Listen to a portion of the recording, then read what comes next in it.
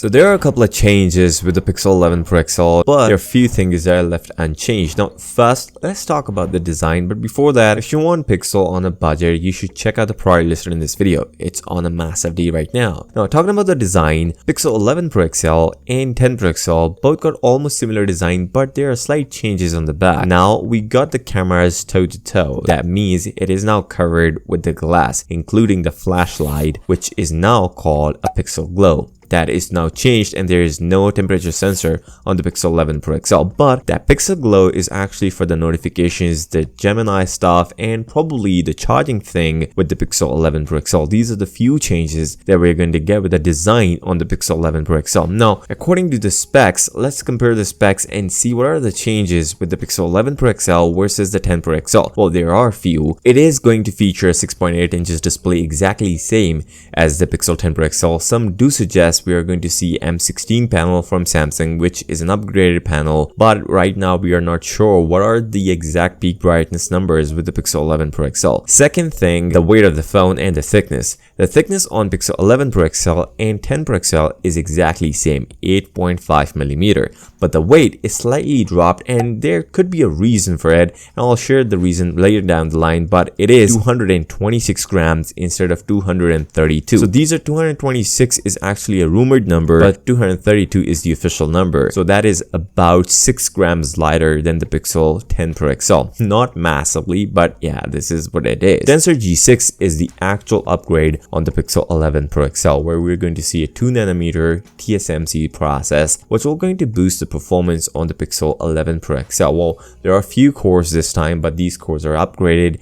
and we might see a better performance with the Pixel 11 Pro XL. Well, I'm not a big fan of Tensor chipsets because these are not powerful, give almost a mid-tier performance with the Pixel devices, so I'm not happy with Tensor chipset, but there's a modem upgrade, MediaTek instead of Samsung, so some people suggest we may get a better signals and better heat management with the Pixel 11 Pro XL compared to Pixel 10 Pro XL. Now we got 12 gigs of RAM and 16 gigs of RAM according to the specs, but if we compare with the Pixel 10 Pro XL, there's only 16 gigs of version. So I'm not sure if Google is adding 12 gigs with the 256 gigs of storage, because that is not good. Last year we got 16 gigs and now it's just dropped to 12 gigs. It's not making any sense, just because I think memory price is going higher and Google is adding that 12 gigs of RAM. Now talking about the main cameras, the megapixel is exactly same. 50 megapixel main, 48 megapixel ultra wide, and 48 megapixel 5x optical zoom sensor with the 42 megapixel front selfie shooter. These numbers are exactly same, but some do suggest we are going to see updated sensor with the main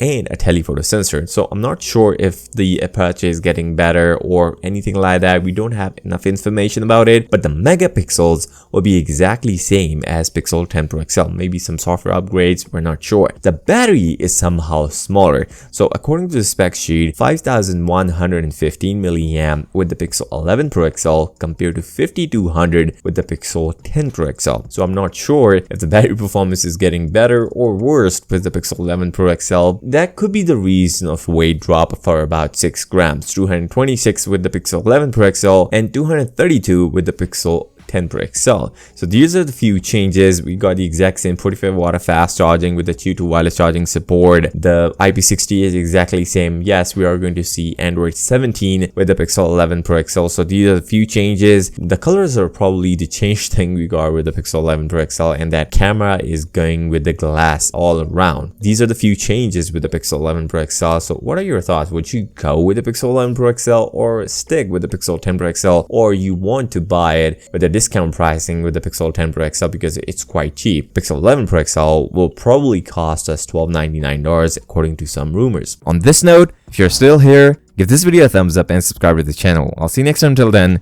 peace out.